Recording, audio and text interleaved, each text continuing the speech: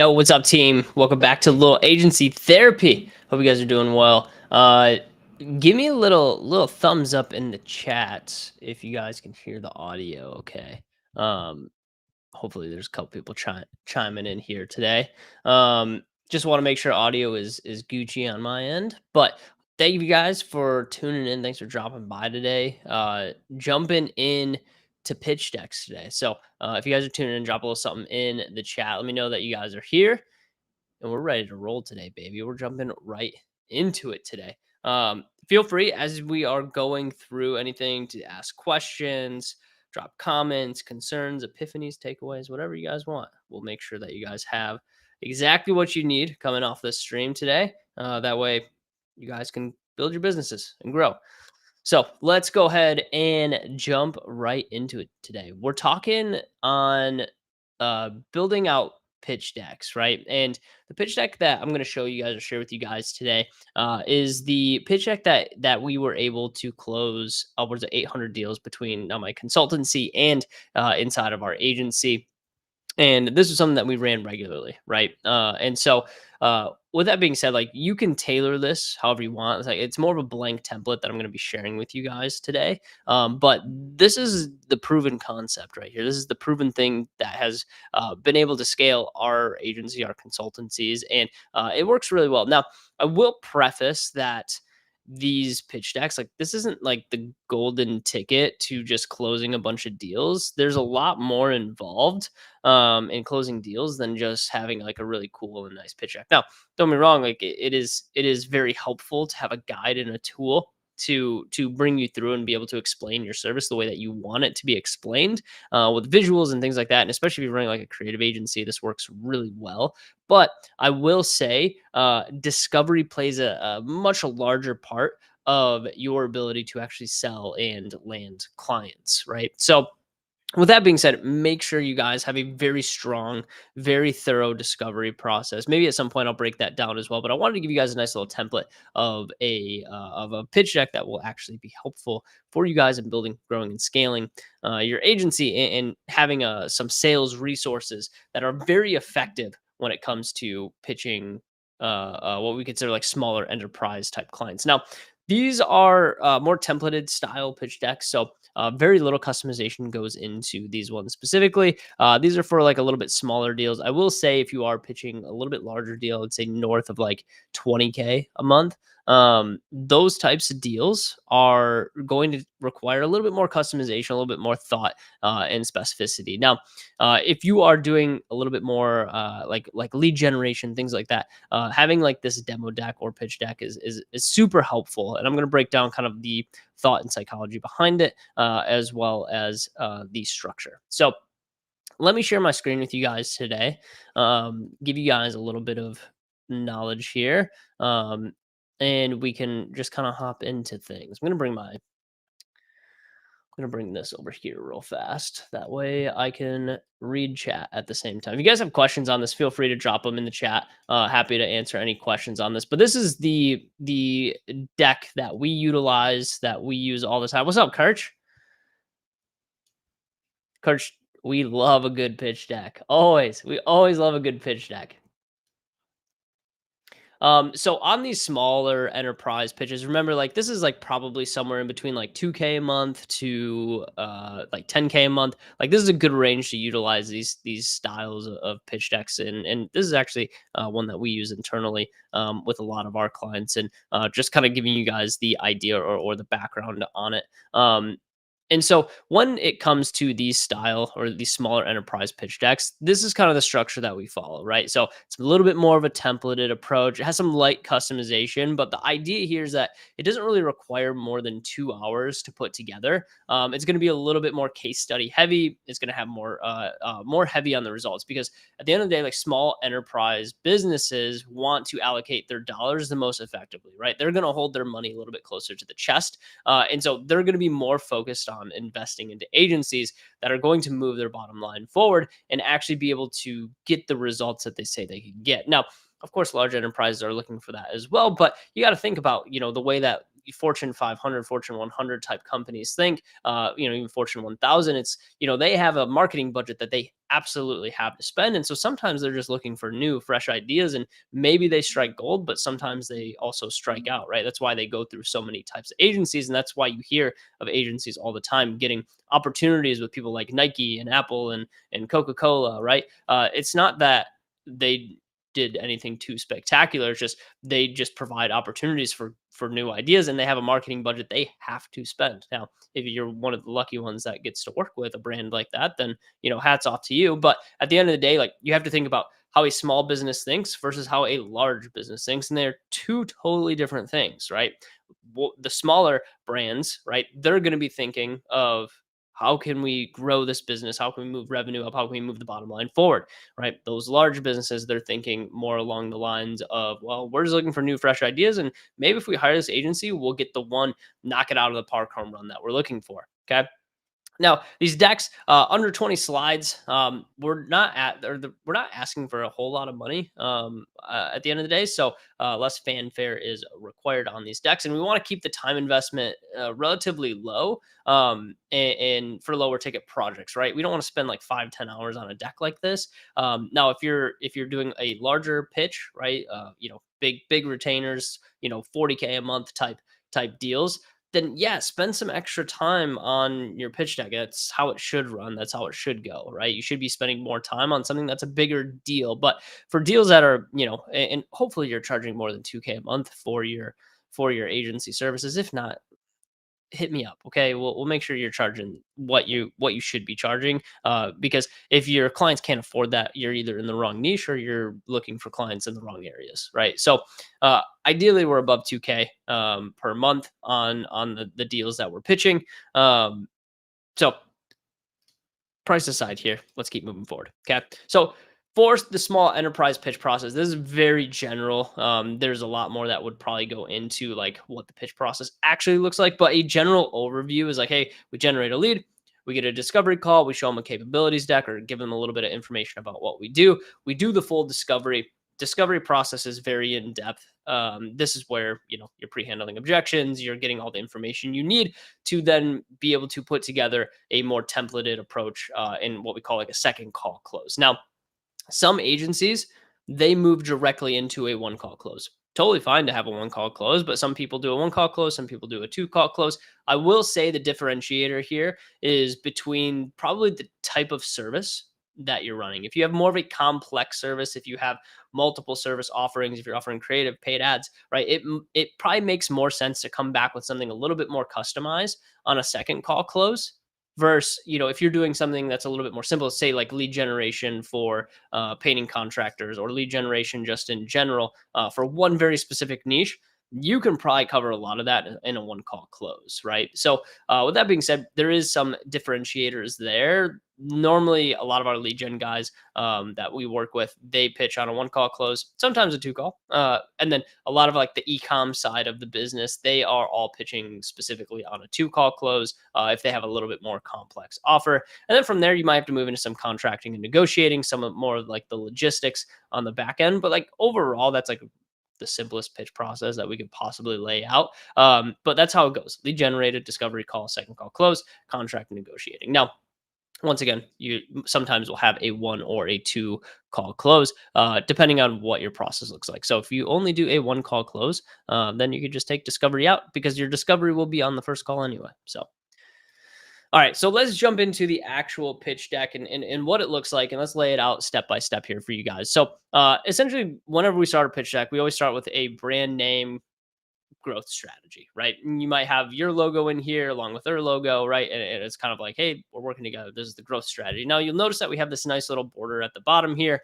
Okay, we keep these relatively simple. You can really fancy them up if you want to, but the idea is that the information is very clear. Okay, we can put a lot of time and effort into the design if we want to, but if you're like Josh, I don't want to pay for getting design done, I'm horrible at design in the first place, then chances are something very minimalist will work for you. And that's why we've designed it this way, so you don't have to do a ton of design on your side. We have a simple logo down here in the bottom left. We have some page numbers. We have some copyright here, right? It looks high level, right? And it's just on a white background. That's it. It's relatively simple. So you don't need a ton of design when it comes into this. You just need some brand colors and a pretty basic layout when it comes to the actual design itself. Now, going into the second page, okay, a little bit of like who we are, specifically, maybe people that are going to be working on their account, and giving them just a little background. This gives you the opportunity to kind of just speak on yourselves, like who you are, the ethos behind the agency, what you guys do, who you serve, right? Things like that. So, just a good stopping point of like giving them a little bit of information about who you guys are.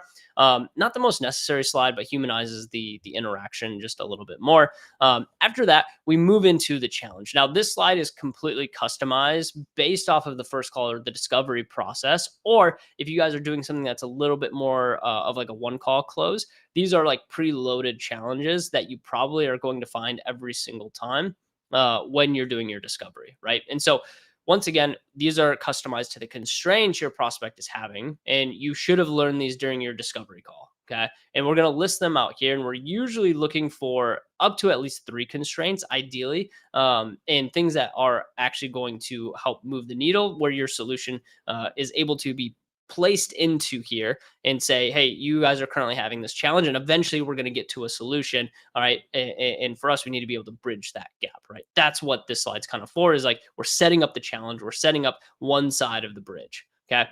After that, we're going to move into some primary goals or primary objectives of like, okay, this is going to help the client understand, once again, what the goals are. Okay. So we're drawing the other side of the bridge now. So we have the challenge on one side of the bridge. And then on the other side of the bridge, we have, hey, this is what the goals are. This is what you told us you guys are looking for, whether that is driving sales, creating more content, deploying multi-channel remarketing strategies, right? Whatever that specifically is, whatever the goals were that you found during discovery, we're going to lay those out. So now we have 2 points within the pitch deck of like, hey, this is where people are currently, and this is where people are trying to go. And now we get to start to introduce the solution that bridges the gap between where they're currently at and where they're trying to go, right? That's the idea. And that's what we're currently setting up. So it goes challenge, it goes primary goals, and then now we're going to start inserting the proposed service offering, which is going to be the solution that helps the client get to where they're wanting to go. And so basically where we're going to start laying this out is like, hey, ways that we'll be approaching solving the client's challenges. Example, this might be like, hey, because email only represents 7% of your total revenue per month, we're going to take a look at what we'll be implementing to bring that closer to 20% while doing X, Y, and Z, right? So at the end of the day, like this is what we want to start laying out, is how we're going to start bridging that gap. So the proposed service offering. From there, we might have a case study specifically around that first proposed service offering. So if this was email marketing or paid ads or a creative service, right, for our first proposed offering, we're gonna have a case study that speaks on the challenges that a past client or one of the clients that you don't, or one of the clients that you're currently serving was having that was similar, the strategy that you use to fix those, and where they're currently at. Now, you might have a UGC testimonial over on this side, maybe a little bit of a case study built out, a screenshot specifically of the results that you were able to deliver for this client, right? The more specifics that we can get here, the better. But this case study backs up the proposed service offering, right? So we're putting proof behind it, because if you remember from at the very beginning, hey, we're looking, a lot of these people that are investing in agencies, especially at this size, they're looking to move the bottom line forward. So they're going to be really focused on the results that they can actually deliver. So with that being said, coming back to the case study now, we want to back each of our solutions that we're going to propose to them with a case study in UGC testimonial. Now, as we keep moving forward here, you're going to notice that there's case study 2, case study 3, right? Now, with this, you might have different proposed service offerings. So maybe this first one is the proposed service offering of like meta ads, right? So you're running Facebook, Instagram ads for them, and then from there, it's going to switch to a case study. And then after that, we have a second proposed service offering, which might be content creation, and we have a case study that specifically covers that. And then we go back once again if you have multiple services that you're offering, and then we do another case study, right? So for as many services as you are pitching on this call is how many case studies that we actually have to lay out for them, right? So we try to have as many case studies as we do service offerings when it comes to how we lay out our pitch deck. Okay, so hopefully that makes sense as far as how we lay out each of these. Now, on the proposed service offering, we do want to go into some depth here. We don't want to leave this as like, just super high level. Go into the proposed service offering, and be able to talk about, hey, this is what we're looking to do in order to get to the primary objective or primary goal. So we want the service offerings to tie back into how we're going to get them to their desired results, right? That's the idea of this. Okay. So when you guys are laying this out, keep that in mind. The proposed service should talk about or speak to how we're going to get them to their primary goals or their desired result. Okay. From there, we're going to insert a timeline at some point in time. If you guys aren't familiar with timelines or Gantt charts, would get very familiar with them. They're extremely helpful for the confidence level of the client. So what we can do is we can lay out a timeline chart here of like, hey, this is where we are now. And this is where we're going to go, right? And you can give them, whatever the length of your contract normally is. Say you have a 3 month initial contract that you work with people, give them a timeline of what the 90 days is specifically going to look like from the time that they onboard to the time that they start generating results. Like, what does it look like from the beginning, onboarding, 30 days in, 60 days in, 90 days in, and give them some detail on what happens in that process, right? So if you're doing content creation, for example, chances are you're probably not going to turn content out until 30 to 45 days afterwards, right? So if you were to insert content inside of a timeline, it might go something along the lines of, hey, we're going to do onboarding, we're going to do our due diligence, you're going to fill out this onboarding, our onboarding documents, all of that. We're going to do asset collection by day 7. Once we have all the onboarding information back to us, we're going to start pre-production and planning, and we're going to do everything from booking models to making sure that we have the right Airbnb that we're going to shoot at for you guys. We're going to have all of our scripts. We're going to have all of our pre-production complete by day 14. Okay. By day 21, we're going to actually be doing production, right? So production includes actually going to the site, actually going to where we're going to shoot the production, right? And we're going to give them all the ins and outs of that. Okay. After production, we're going to move into post production. It takes another 7 days for us to complete post production. So hopefully by day 28, we have post production wrapped up.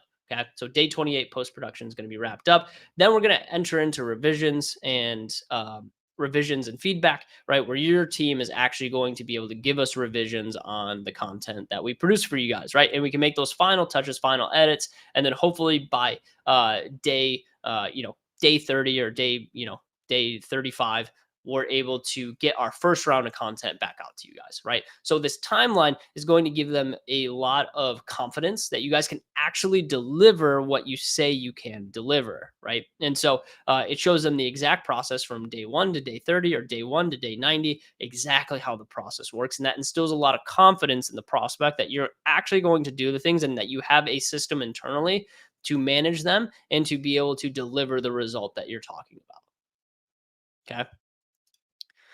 And then from there, we want to go a little bit in depth on communications and reporting. How will they be receiving updates? Especially if you're doing content, people love updates on their content, especially like when things enter into production or post production. They like to get little sneak peeks and things like that. So give them some updates as you're going along. Same thing with meta ads. Like if you guys are setting up campaigns, like how far are you out from launch? Hey, just a quick update. We'll be launching in about 2 days. So when do those updates actually happen? When do monthly reports get sent out? And everyone reports on different cadences. I'm not saying you have to do monthly reports. You could do, I know plenty of people that do weekly, once every 2 weeks, right? So when do reports get sent out? You want to talk about your communication reporting cadence. And then what is the cadence of communication with the account manager or whoever's going to be heading their account? Should they be talking to them daily, weekly, monthly? Like, how does that work, right? Where are they going to be communicating? Is it in the Slack channel? You guys communicate in Discord? Are you guys going to do a Telegram app, right? So there's a lot of options here when it comes to how we communicate and how we report, but you should have those in there because one of the main reasons that clients leave agencies is poor communication and poor reporting, right? And really more of the communication side. Some people just don't even send reporting sometimes, which is mind blowing to me. But poor communication, right? Like people are just bad at communicating. And if you're bad at communicating, you'll lose clients, right? So lay that out because it's going to once again bring a ton of confidence. It's going to put their mind at ease that you are going to be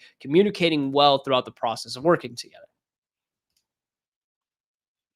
And then from there, we move into a recap. Okay. So you'll talk about all the services, you'll lay it out, you'll talk about the case studies, all the results you've driven, right? And then At the end, you'll recap everything that's included. So, hey, we're going to include paid media. This will be execution of a full paid ad strategy, including focus on the following: ad creator design, paid ads management, right? This is kind of like where we value stack: daily, weekly campaign optimization, monthly ad reporting. Now, your list might be longer than this. We just used four for an example here.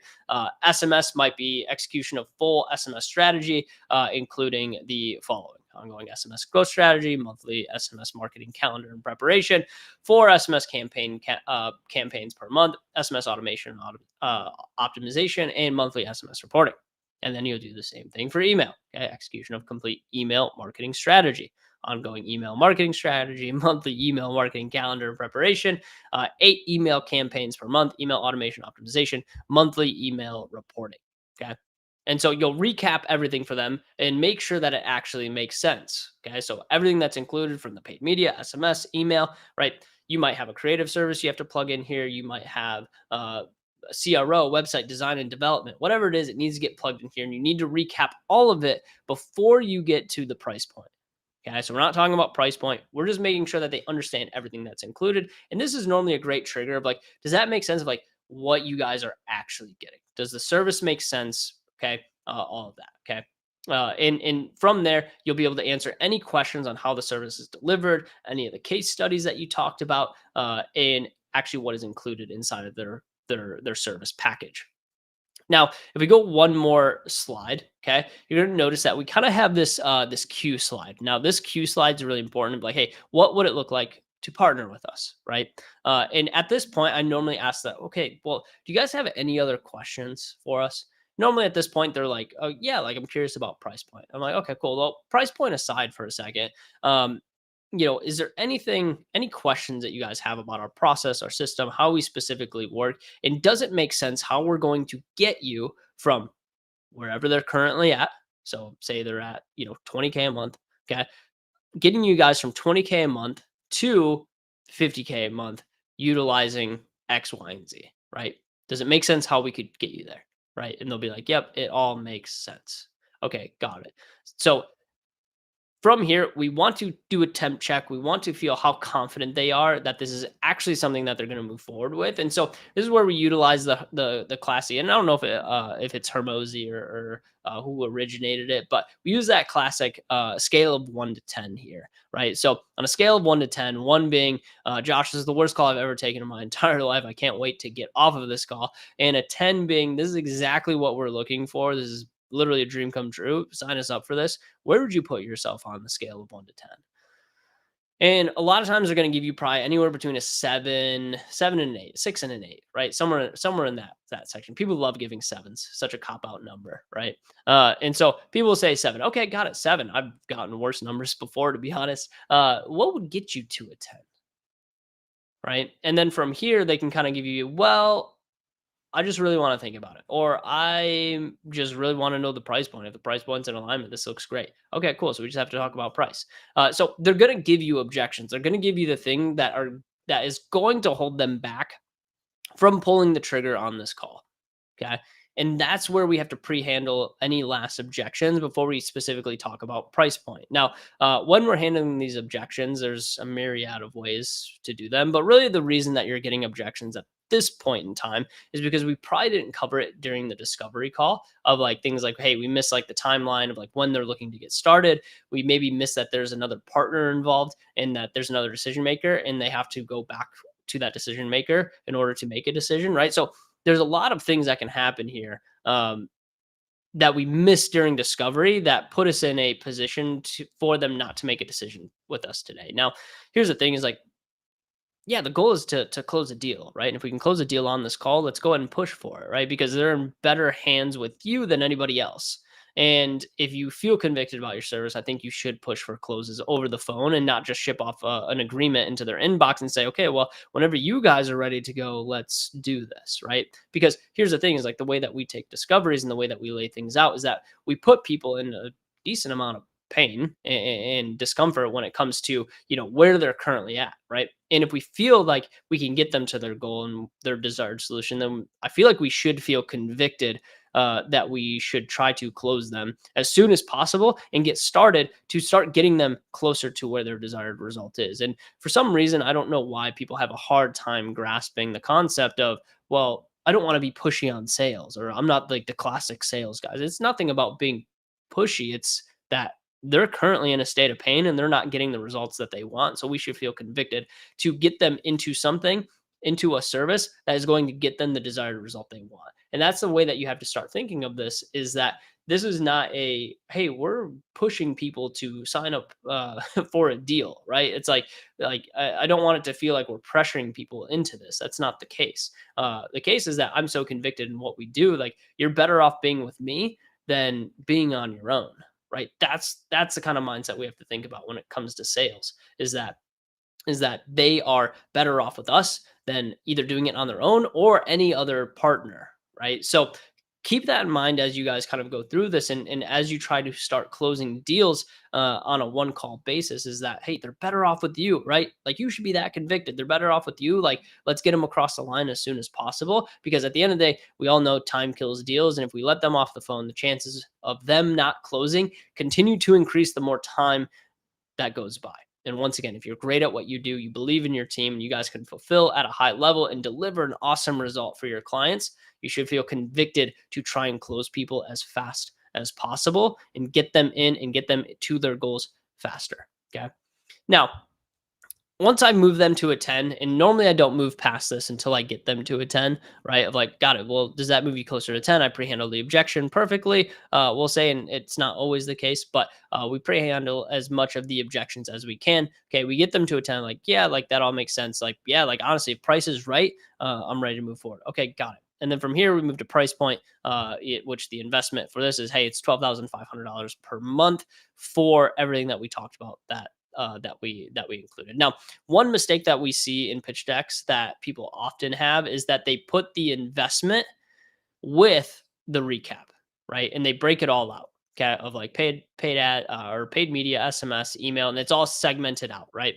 Now, remember, you're the person prescribing here. This is not when you're the person prescribing, you're not going to let them, pick and choose which services that they roll with, right? They came to you because they're in pain, and they're in an undesired place, and they're trying to get to their goals. That's why they're sitting in front of you, and that's why you are able to pitch them, is because they're in an undesired place. And if they had it all figured out, and if they were able to choose, I'm sure they would choose less. But at the end of the day, remember, like, you guys are there as the professional. You're there to prescribe them the medicine that they need in order to get to their goals. And so, with that being said, when you segment this into price points and then it's on your very last slide, it gives them the option of like, well, let's just start with paid media, or let's just start with SMS and email, right?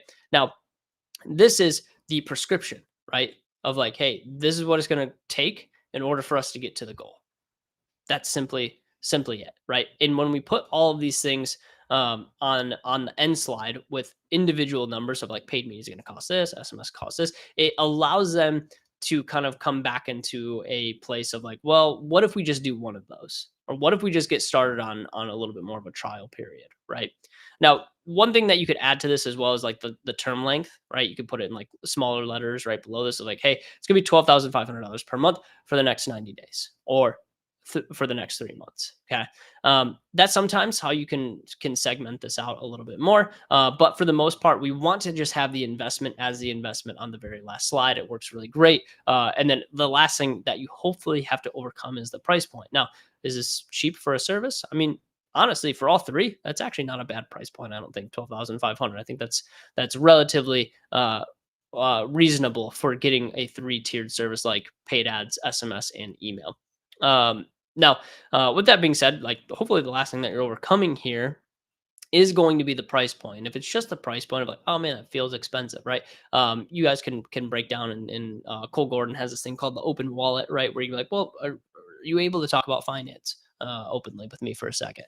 And they're like, yeah, sure, no problem. And you could talk about cash on hand and credit lines and all of those good things to see like, hey, where's the money at? And to see if it's just a smokescreen, if it's too expensive, or if it's actually expenses, and they're just trying to figure out the logistics of making it work. So That's essentially how we lay it out. This is a 17. Sorry. After that, we have next steps. So it's like, hey, we get them to agree. Awesome. Hey, here's our next steps. We're going to get the agreement and invoice signed today. We're going to get your account set up, creative access, Slack group, whatever it is, right? Like whatever your next steps are in your onboarding, we're going to lay that out for them there. Then we have a thank you page here and some contacts at the end. This less important. Next steps, make sure to put that in there after the investments. And that's pretty much it. That's how we lay out our pitch decks. And just as a reminder, like these pitch decks are only as good as your discovery. So if your discovery is really poor, that's probably something that you should practice on a regular basis. But the whole idea of this is like, during discovery is like we have to figure out where they're currently at, how long they've been there, and where they're trying to go. Once we figure that out, then we can move into a pitch deck like this that will lay out the service step by step. Now, I will say, like, I know a lot of people that don't use pitch decks for their agency services. I'm not saying that this is 100% necessary or this is the thing that is going to really increase your sales tenfold. Because I know plenty of great salespeople that don't pitch their agency service with decks. Now, those people tend to have a little bit more simplistic type services, and it doesn't take a lot of visuals or understanding for the prospect to understand it. Now, the more complex that your service offering is, like if you had a three-tiered service like this, where it's paid media, it's SMS, it's email, it's creative, right? And you're doing a lot for the client, then it's really nice to have a proposal. And honestly, if someone is purchasing that much service from one agency, they're probably expecting a proposal at this point in time. So let this kind of serve as a guide and allow you guys to have something to work off of as far as a framework goes, because it is tried and true. We ran this within our own agencies. We do it with all of our clients now, and we even utilize this exact same template for our consultancy. So we've sold over 800, or we've landed 800 deals specifically from this. So it does work. It is proven. But I will say we've put a lot of time into a really great discovery process as well, and they go in tandem, right? You can't have a bad discovery process and expect your pitches and your closing calls to go really well. So I will caveat that with this, but hopefully this is helpful. If you guys want this template, you got to DM me. Okay. If you guys are like, this template's sick, this template's dope, I would love to utilize this or figure out how to get my hands on it. You got to DM me through one of my social platforms, outside of YouTube. Okay. So Instagram, Twitter, LinkedIn, shoot me a DM. I'll get you guys a small enterprise pitch deck. And that's all I got for you guys today. I hope that was a helpful layout of how we pitch and how we do demos and things like that. What's up, Tyler? And so if you guys have questions on that, I'm happy to field a few questions. I don't know how many people are actually here. Saw some people coming in and out, but not a whole lot of activity in the chat today. But happy to answer any questions that you guys might have on this. If not, all good. We'll wait for about 30 seconds. Happy to talk about anything that you guys have on this one. I appreciate you guys coming today. Hope you guys are having a great start to the week.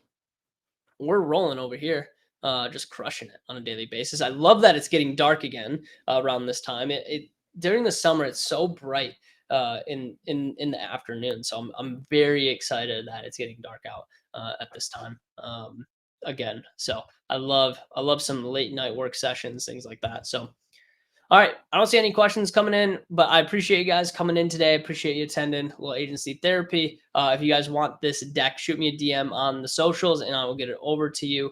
I appreciate you guys. We'll talk to you soon. Oh, Felix, what up, dude?